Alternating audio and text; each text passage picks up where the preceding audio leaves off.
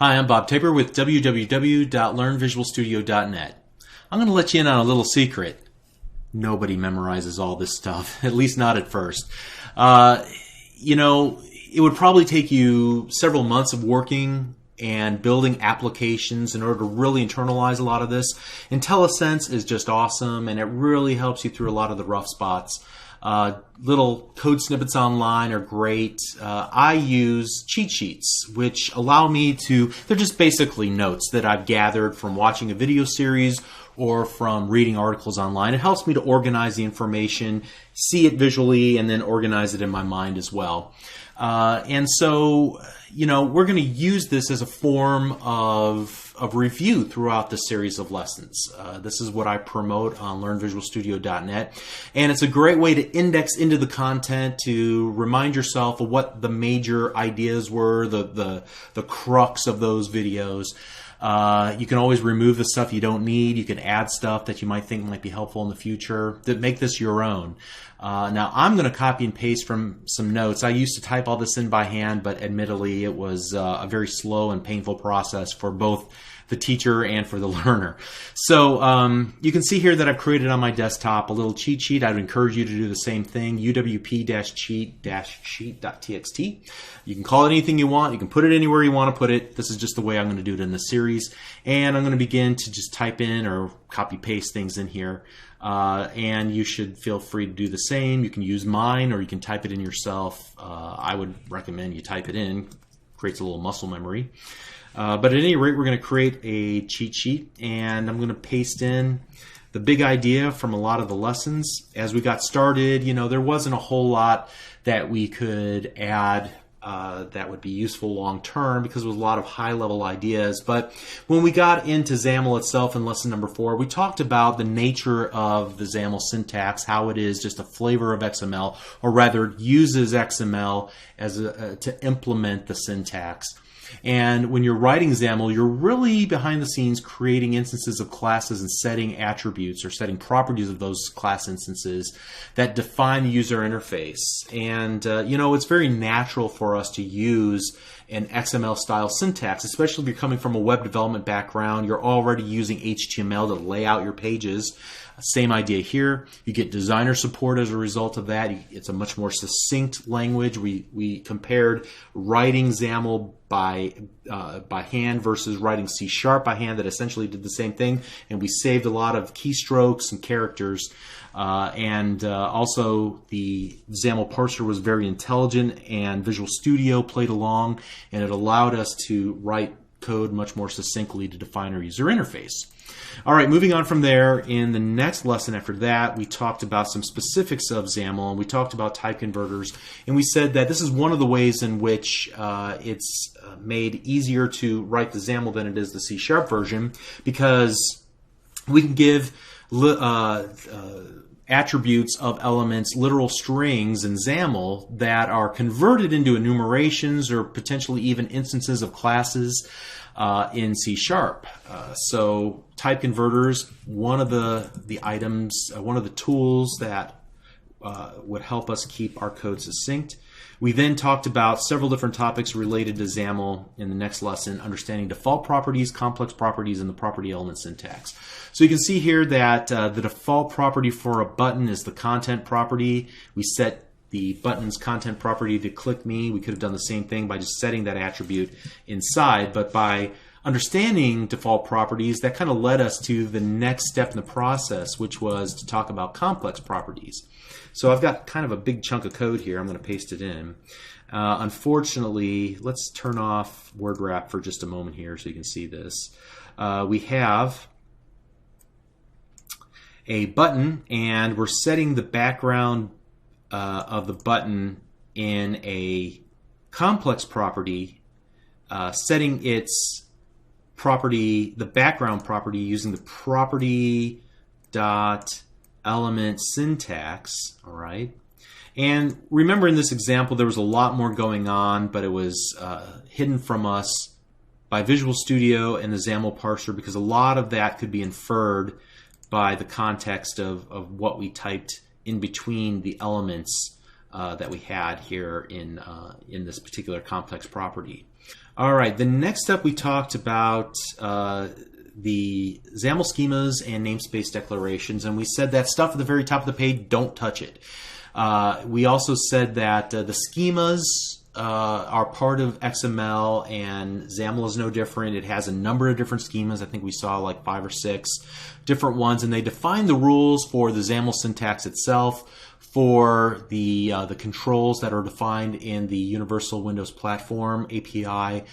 They're used for designer support by Blend and Visual Studio and so on.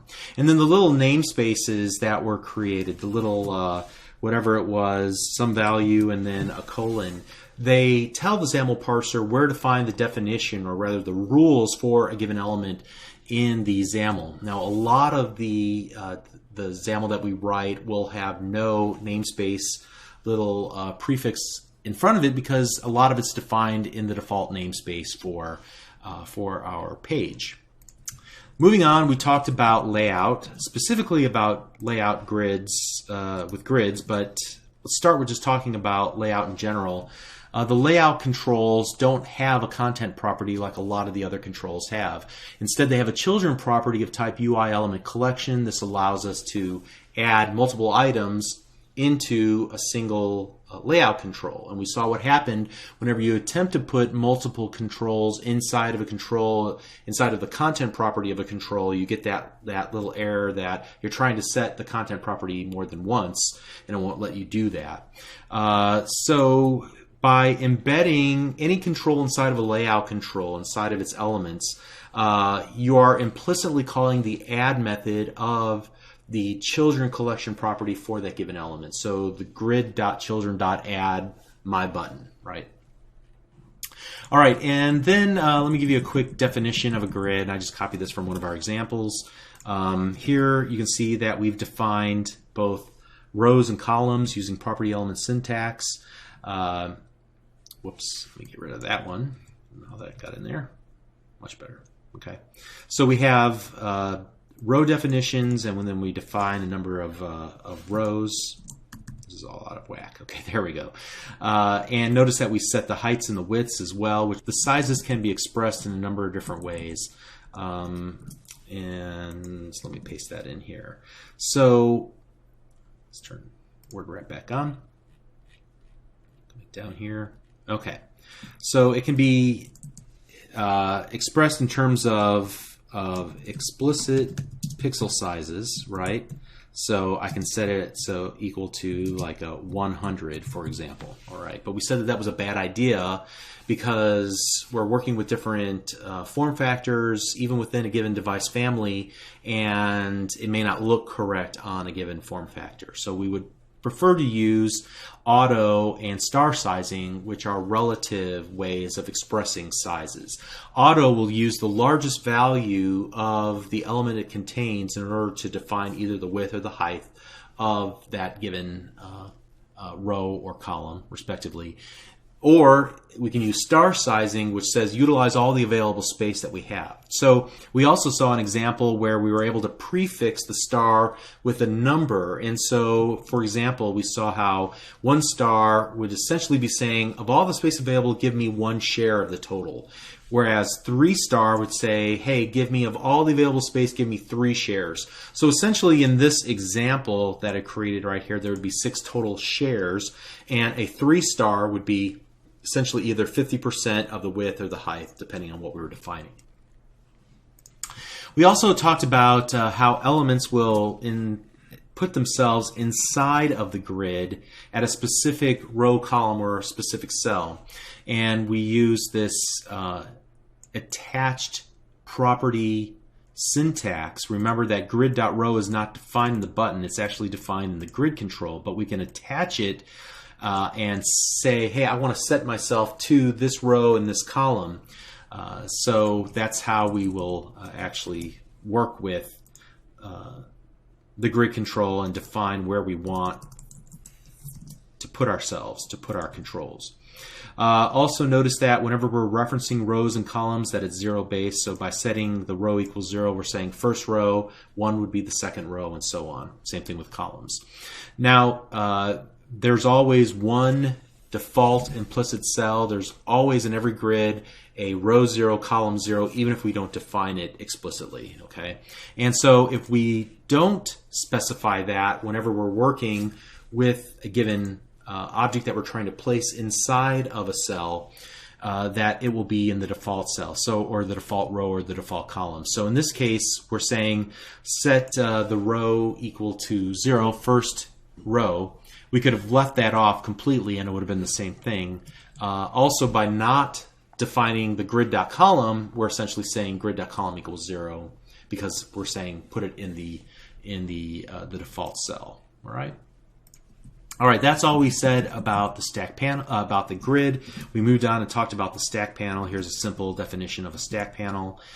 We can also set various properties of the stack panel, and we talked about the vertical orientation is the default. So from top to bottom, the first text block will be at the top.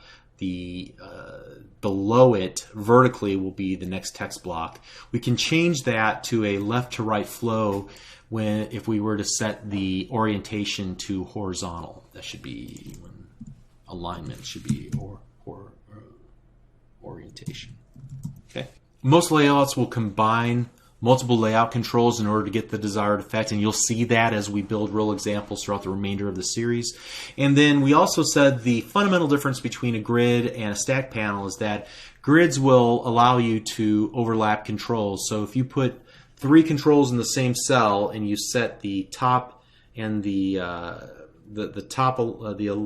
vertical alignment to top and the horizontal alignment to left, they will essentially stack on top of each other. And you may not be able to see items below or underneath other elements in the same cell. However, Stackpanel will always stack things on top of each other or horizontally left to right. Okay.